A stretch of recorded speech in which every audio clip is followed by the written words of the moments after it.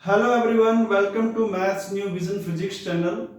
In this video, we will solve very interesting problem which was asked in NET 2020 exam. And this question belongs to real analysis part B. This question has given 4 options. Out of these 4 options, only one option is correct. Let's see the statement of this question first.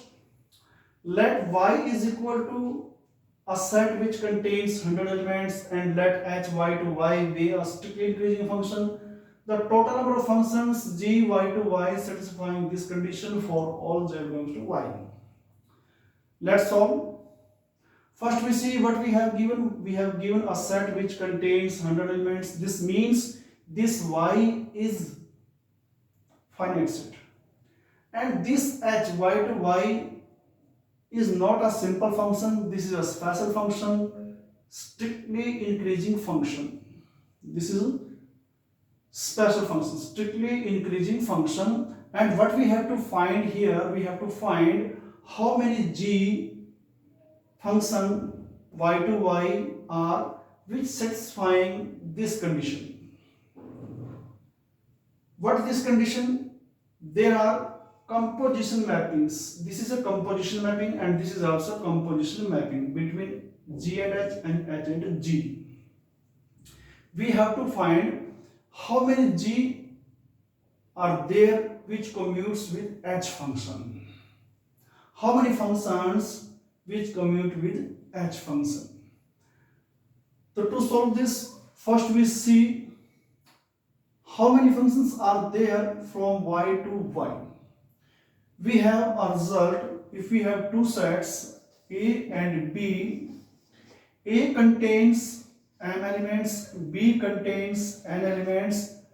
If we define function A to B, how many functions can be defined from A to B?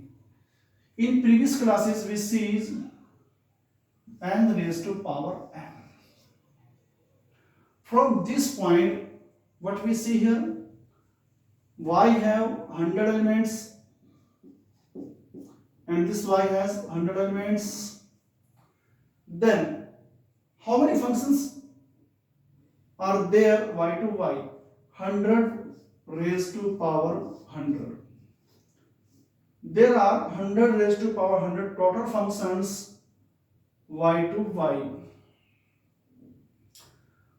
Now what we are seeing, out of these 100 raised to power 100, how many functions are there out of these which commutes with H? To find this, first of all, we will see what is H. What is H?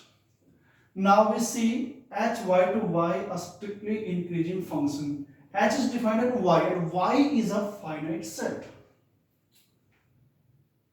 Strictly increasing function on finite set. What function is this? If we see carefully, 1, 2, 3 and up to 100, 1, 2, 3 and up to 100 and H.